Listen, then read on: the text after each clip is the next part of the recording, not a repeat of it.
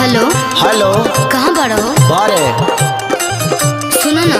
का अरे तनी आवो ना खेतवा में। मारे मुँह चूंगा हो जाई गर्मी में मारे खातिर टाइम नहीं खे ना।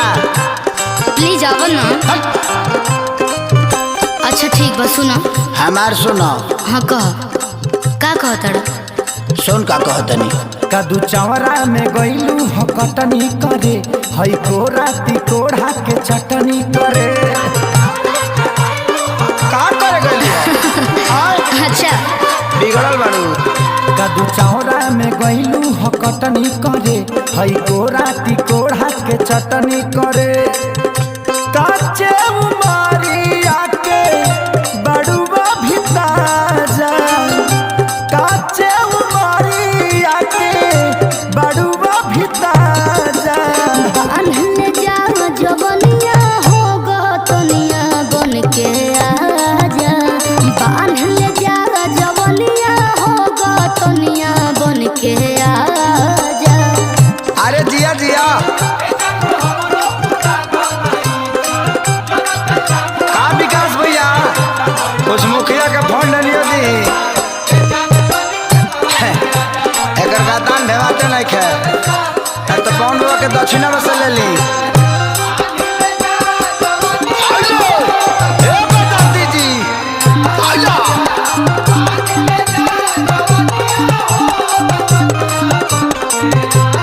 अरे जिया हो के सब स्टूडियो दीघा दीघा किया पान ओढ़नी बिछा के तनी रेस्ट कलिया।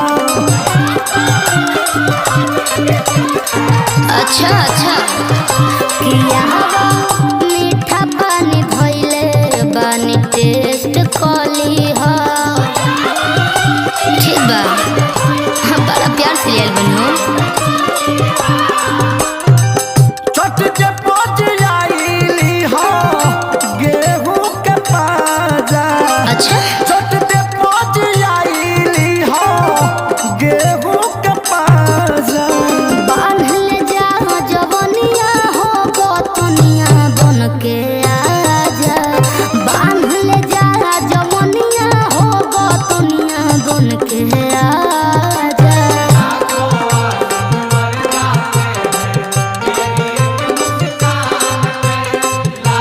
आई वाह ए सोनू ए विवेक बाबू रे संजय हो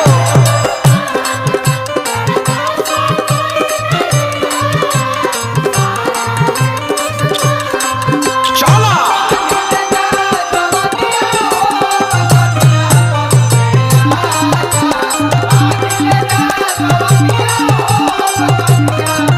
का हो शत्रुघ्न भाई गारदा कर दो।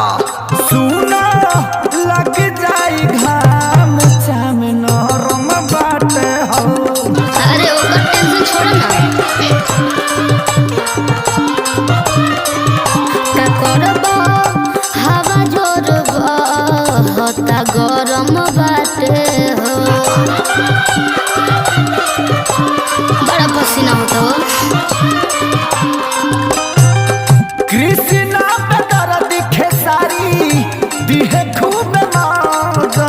चुप रह। कृष्णा पे दर्द खेसारी दिहे खूब माजा। बांधले जा जवनिया होगा तनिया बन के आजा।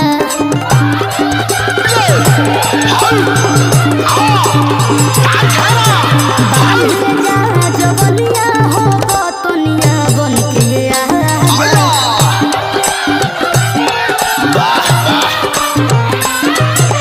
बांधले जा जवनिया